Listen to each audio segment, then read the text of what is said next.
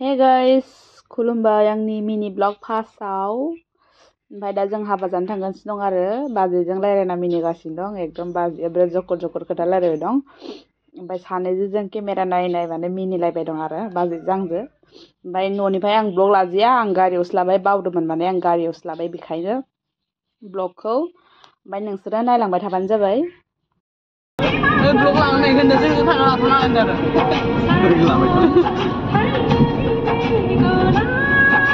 ओमफ्राय जों दा हाबानि माने हाबा हौवा गोदाननि जाथिनाव जिरायफैदों आरो मा जालायो जों आं मिथिया ओमफ्राय जों जिरायफैथ'दों आरो दसे ओमफ्राय दा थांगोन जों मोनफैबाय आरो ओमफ्राय आं बिसोरखौ टाइम पास ओरैनो भिडिअ लाबाय दं जों दा जिरायनानै ओंखारबोबाय ओमफ्राय दा हाबा न'आव थांनो ओंखारदों आरो सिख्लाफोरा बिराद थिग थाक जागासिनो दं आरो हाबायाव थांनो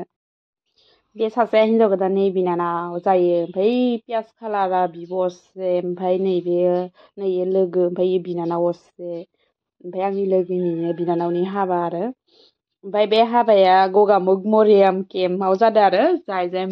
मरियाम केम्पनि नायबाथाय कमेन्ट हरबानो जाबाय आलासिफोरखौ बरायदो आरो बिसोरो मोसा आलासि माने जोंनो आलासि जोंखौनो बरायदों आनैमोनखौबो भिडिअ लादों ओमफ्रायो जोंजों फैनाय गोजा आरो बिसोरो ओमफ्राय जों गासै 50 जनसो फैखादों माने जोंखौ जा होनो हागोन ना हाला जों मिथिला जों 50 जनसो फैखादों इयो हिन्जाव गोदाननि बिब'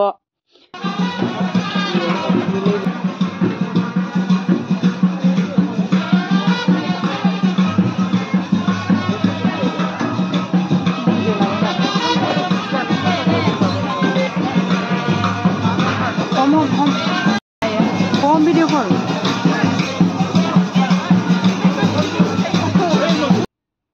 दा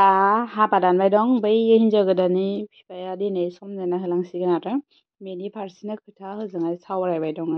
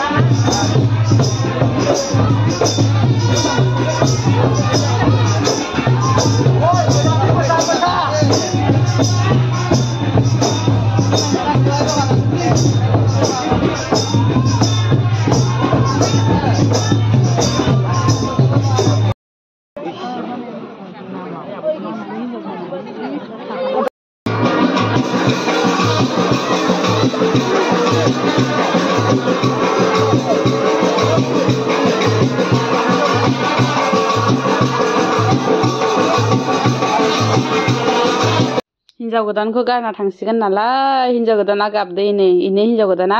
आं बारा देखायनायला जाजिया इमान मानसि भिरमोन नालाय बेसोरा गाबबाय दं हिन्जाव गोदाना जों थांसिगोन नालाय बिदाय लादो हौवा गोदानखौबो लानाय जाजिया ओमफ्राय जोङो ओंखाम जानायफोरखौबो देखायजिया आं मा बुंनो आरो आदा पाग्लि नालाय भिडिअखौनो लानो बावबाय थायो जोङो थांनो ओंखारबाय दा जानाय लोंनायखौबो देखायजिया आं नोंसोरनो भिडिअखौनो लानो रोंजिया